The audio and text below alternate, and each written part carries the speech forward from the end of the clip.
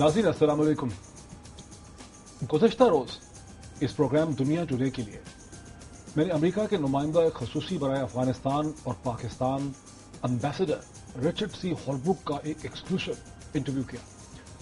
वो इंटरव्यू नाज़रीन मैं अब आपको दिखाने लगा हूं, लेकिन आपको बताऊं कि मेरे साथ स्टूडियोज में पाकिस्तान के साबका ambassador to United States America के लिए तारिक फातमी साहब भी तशरीफ रखते हैं। और जैसे ही रिचर्ड सी हॉलब्रूक का ये इंटरव्यू खत्म होगा, मैं तारिक फातमी साहब के साथ मिलकर स्टूडियो में सवालात उठाऊंगा और इस इंटरव्यू का हम तज्जिया करेंगे कि रिचर्ड सी हॉलब्रूक दर हकीकत क्या कह रहे हैं और इस खित्ते में खुद रिचर्ड सी हॉलब्रूक के रोल की अब कितनी एक रेलेवेंस और अहमियत रह गई है। लेकिन सबसे पहले देखते हैं रिचर्ड सी हॉलब्रूक का interview.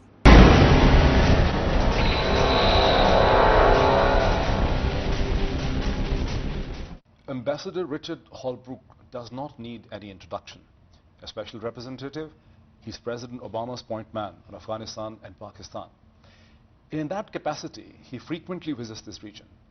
However, this current trip assumes a more interesting dimension and significance for at least three reasons.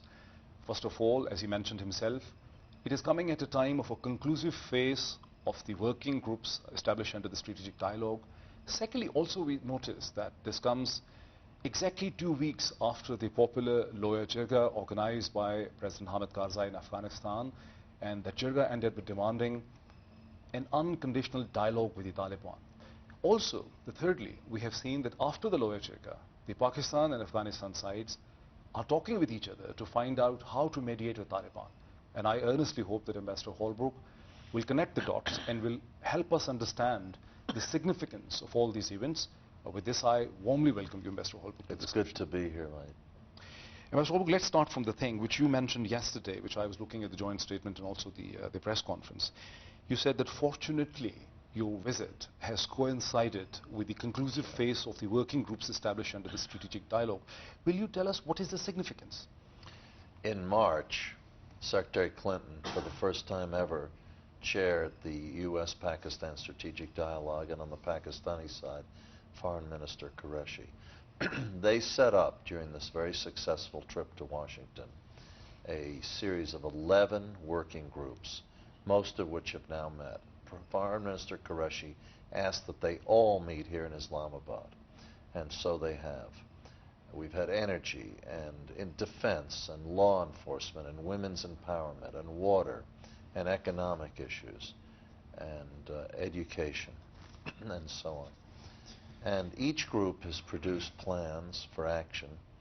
Additional Western resources will be mobilized.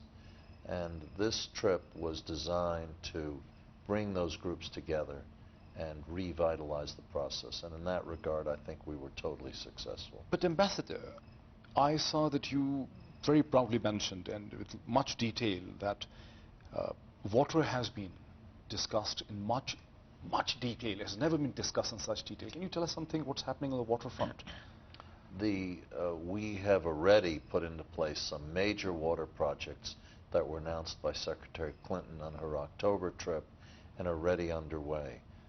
Improving the Tarbala Dam, for example, which I announced on my last trip here in February. There are more projects that have been announced that are being implemented. We will ask Congress to replenish the Kerry-Lugar funds in fiscal year 2011 in order to continue this. Remember, it's a 5-year program, over $7.5 billion. And I personally hope we could increase that amount. Senator Kerry and I have talked about it a lot. The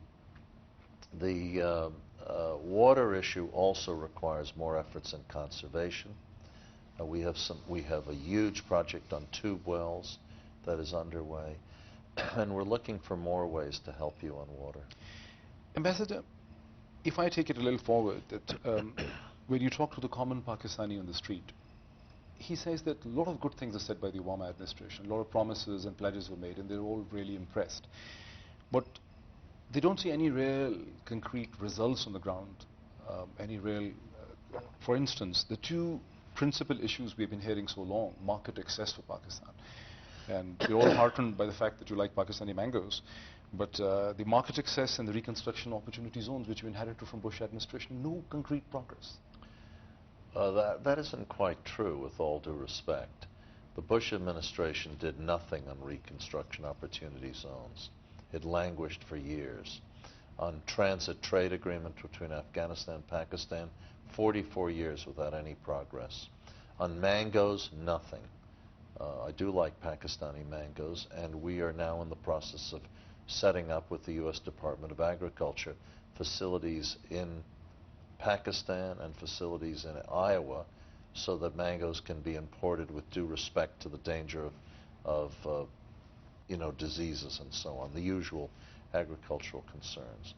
But the thing I really want to stress is that the man in the street that you alluded to has every right to ask this question, because it takes time for us to set into motion a plan, go to the Congress to get the money, and start spending it. But we have started that. The projects Secretary Clinton announced in October, some of them have already started. It will take a little more time. What I hope this mythic man in the street you're talking about in Pakistan will understand is that this administration has made a commitment to Pakistan to deal with the whole country at a strategic level with special attention to its economic problems. That was not true in the past. And we have a long legacy of misunderstanding between the two countries to overcome. U.S. policy towards Pakistan has changed. U.S.-Pakistani relations have changed. There's been a dramatic improvement. But the population of has it changed? Every respect. Just ask your Pakistani government contacts. But the Pakistani perception has not yet caught up with it. We don't talk about trust deficits anymore. When I first came here, every press conference, trust deficits. I haven't heard the word once on this trip. When the 3 Pakistanis were captured on the ship, the Israeli issue with the peace flotilla, I got a call in the middle of the night, your time, from Foreign Minister Qureshi, saying we have 3 people trapped. We don't have direct contacts with Israel. 15 minutes later, I was on the phone with the American ambassador to Israel, who luckily is my former deputy. And I said, put the 3 Pakistanis at the same level as the Americans. And he did, and we helped get them out right away. This is the episode in which the popular television anchor Talat Hussain was also... The popular television anchor who's been very hostile to me, but I helped get him out anyway. But that's interesting. But Ambassador, if I move from the perception of the common man to the experts, I spoke to some of the diplomats, and they think that this administration, your administration, is still reluctant to spend its political capital in the Congress to help Pakistan in terms of market success. That's completely, totally wrong. President, I don't know who these diplomatic experts are, but they're living here in Pakistan and they don't know anything. Some of them are living in the U.S. Well, they don't know what they're talking about. You know, I don't like to get into arguments with anonymous sources, but this administration's made a full-scale commitment. Kerry, Lugar, that bill had been percolating around the Congress for years. In fact, as a senator, Barack Obama had co-sponsored it. Did the Bush administration get it through? No. On Reconstruction Opportunity Zones, that legislation had been sitting around for 5 years just as an empty symbol. The President of the United States has personally endorsed it, in this case, President Obama.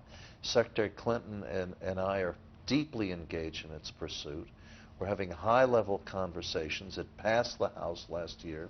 It was held up in the Senate because it had to go through the same committee that was working on health care, and health care was the octopus that ate up the legislative calendar last year. Agreed. But that's been passed. I don't mind your quoting anonymous sources. Okay, but let me just finish. Let's start with facts. We got the Kerry Lugar. We're very, very close on the Reconstruction Opportunity Zones. Secretary Clinton is going to make major announcements when she comes here in a month to follow up on the strategic dialogue. And it's easy to have a negative or cynical attitude on this. It's simple. But the fact is the relationship has changed. Everyone knows it. You know it. So please don't quote to me a man in the street. Excuse me. Don't quote to me a man in the street or anonymous diplomats. Let's talk about facts. I wish I could quote their names, but look at this. You go ahead and quote their names. But Ambassador Holbrooke, look at this. The issue of the market access is being discussed talked about is in the air since 9/11, right? Since Musharraf era, since Shaukat Aziz, before your administration. And we believe, we are told, I mean, that is it not true that few southern congressmen from the cotton state or from the textile areas are actually holding on progress Of course on the that's market true. success? What does that have to do with President Obama? That is American politics. You have politics in democratic Pakistan, which we support and appreciate, and we're delighted you have a vibrant democratic system. We have one too, and that is a fact of life. In my career, and I've been in the U.S. government in and out now for over 40 years, textiles have always been the single most difficult thing. Nonetheless,